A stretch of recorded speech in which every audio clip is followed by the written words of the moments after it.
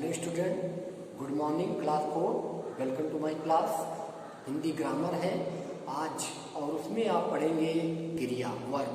ठीक है, तो वर्ब क्या होता है, क्रिया क्या होती है। तो दैनिक जीवन में क्रिया के बिना हम कोई कार्य संपन्न नहीं कर पाते हैं। प्रत्येक दिन प्रत्येक क्षण हमें कोई न कोई क्रियाओं के द्वारा कोई न कोई कार्य को संपन्न करना ही होता है और उसमें अपनी क्रिया का महत्व होता है। ठीक है, तो इसका डिफिनेशन क्या होता है, इसकी परिभाषा क्या होती है। तो इसकी परिभाषा होती है कि जिस शब्द के द्वारा किसी कार्य के करने या होने का बोध होता है उसे हम क्रिया कहते हैं। मतलब जिस कार्य से, जिसके द्वारा किसी कार्य के संपन्न होने करने का जब आभास होता है, बोध होता है, ज्ञान होता है, उसे हम क्रिया कहते हैं। तो दैनिक जीवन में या मानव जीवन में क्रिया का अपना एक विशेष महत्व होता है। बिना क्रिया के हम कोई कार्य को संपन्न नहीं कर पाते हैं।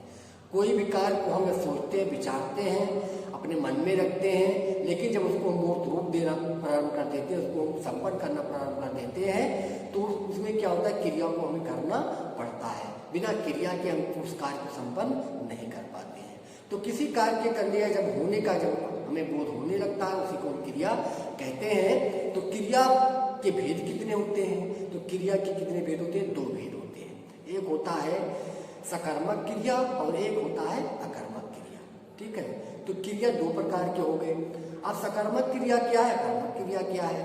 तो सकर्मक क्रिया वह जिसमें कर्म होता है, कोई कर्म होता है, कोई चीज होती है जिसके द्वारा हम उस क्रिया को, जिसके लिए जिस उद्देश्य से हम उस क्रिया को करते हैं, वहीं पर कर्म होता है। और ये जब कर्म सहित जब क्रिया का हम करते हैं तो क्रिया क्या हो जाती है, सकर्मक क्रिया हो जाती है। और कुछ क्रियाएं ऐसी होती हैं जिसमें क्या होता है, कर्म नहीं होता है।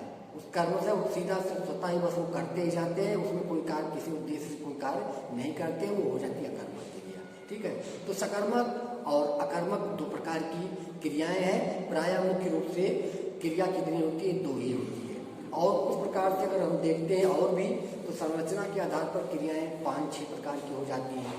तो लेकिन यहाँ पर आपके जो शीर्षक में है, आपके जो सिलेबस में जो दिया हुआ है पाठ्यक्रम में, कैरिकुलम में, उसमें जो क्रिया है वो दो प्रकार का ही है। एक सकर्मक क्रिया और दूसरा अकर्मक क्रिया। ठीक है, तो सकर्मक क्रिया हमने आपको बता दिया। अकर्मक क्रिया क्या होती है, जहाँ पर कर्म नहीं होते वो अकर्मक क्रिया, जहाँ पर कर्म होते वो सकर्मक क्रिया कहलाते हैं। ठीक है, तो इस प्रकार की क्रिया होती है।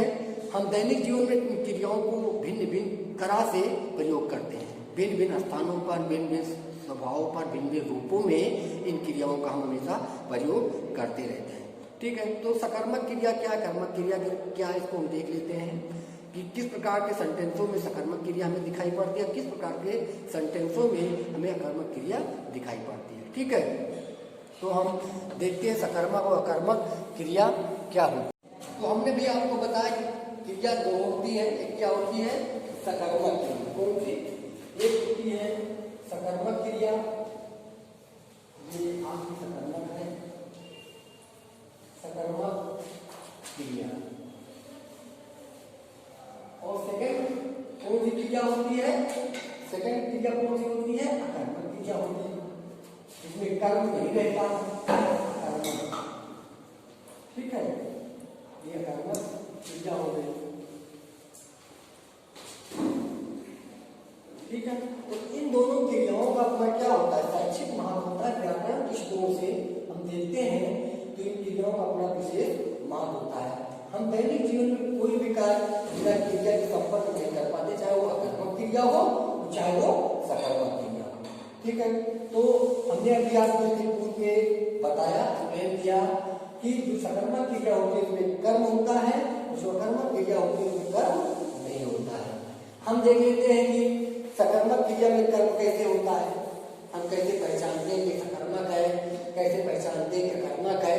इन प्रक्रिया को हम सेंटेंसों के माध्यम से अभी आपको अवगत कराते हैं, अध्ययन कराते हैं। तो यहाँ पर हम एक सेंटेंस लिखते हैं, मान लीजिए मोहन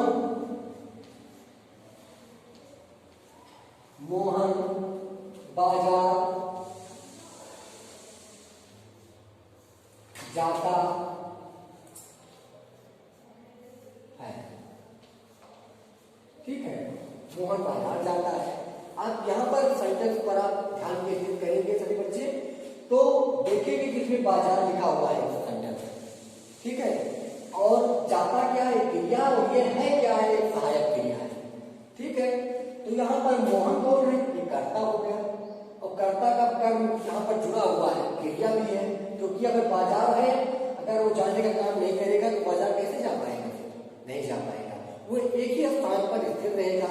अगर आप क्रिया नहीं करते हैं तो आप जीवन में स्थिर रहते हैं, क्योंकि कोई काम आगे नहीं बढ़ सकते, न नैतिक उत्थान कर सकते, न अपना उत्थान, आर्थिक उत्थान, सामाजिक उत्थान, कोई भी उत्थान प्रगति के मार्ग पर आप आगे नहीं बढ़ सकते, न कोई काम कर सकते। तो क्रिया का तो होना बहुत ही महत्वपूर्ण है, विशेष बिंदु है।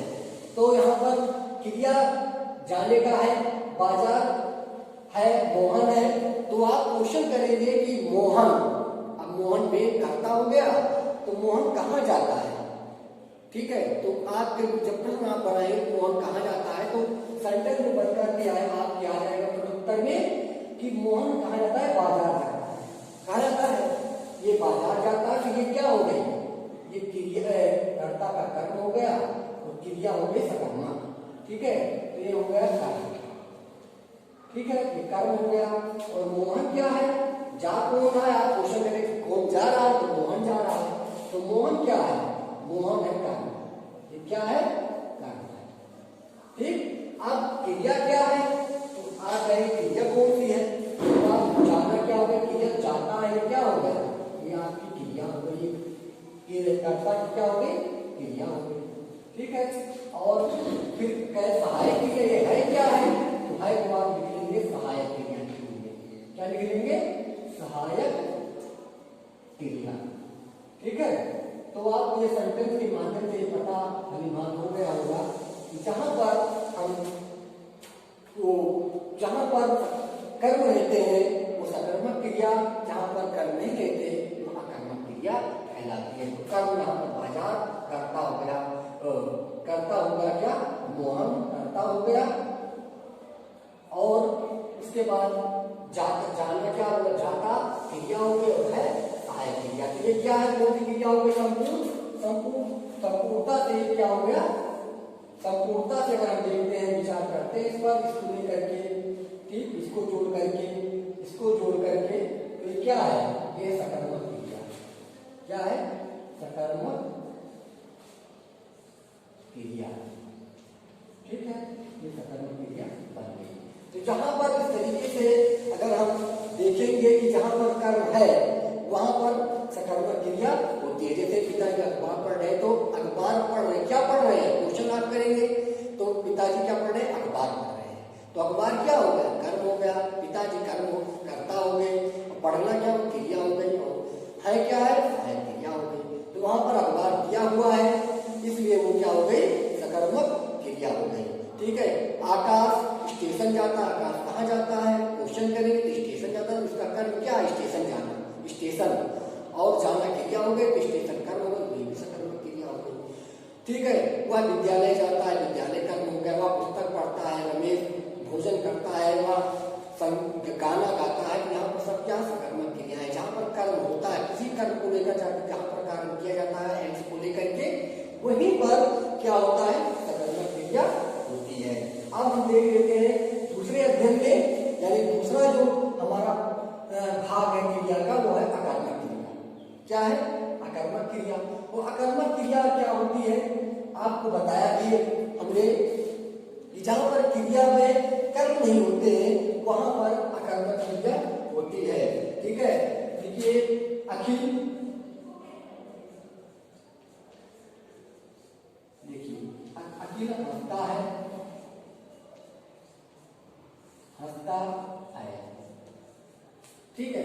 एक सेंटेंस ये भी लिखा हुआ है, अखिल हंसता है, तो यहाँ अखिल कर्ता हो गया, हंसता क्रिया हो गई, है क्रिया सहायक क्रिया, तो यहाँ पर कर्म नहीं किया हुआ है, केवल जो अखिल है वो हंसने का काम कर रहा है, उसका कोई एक उद्देश्य नहीं है, कहाँ पर जाना है, क्या कर रहा है, कर रहा है, किसके लिए कर रहा है, क्वेश्चन बिल्कुल है ही नहीं है। तो ये कर्म का अभाव है इसमें, इसलिए क्या हो गया, अकर्मक क्रिया। यहाँ पर अखिल क्या है, अखिल यहाँ पर करता है, और कर्ता का लोप है, कर्ता की जो उद्देश्य है वो है ही नहीं है, कर्ता के उद्देश्य का लोप है, यहाँ पर है ही नहीं है, केवल क्रिया हंसना क्या है, क्रिया है। ये क्या है? ये क्रिया होगी, ये क्रिया हो गई। और है क्या है? ये हो गई सहायक क्रिया। क्या है? सहायक क्रिया। अब यहाँ पर जब इस संपूर्णता का अध्ययन करते हैं तो कर्म का अभाव आ जाता है, तो संपूर्ण रूप से क्या हो जाता है? ये संपूर्णता ये क्या हो जाता है? मिला करके ये हो जाता है अकर्मक क्रिया। ठीक है, अकर्मक क्रिया। इसको जोड़ करके क्या लिख देंगे? अकर्मक क्रिया। ठीक है।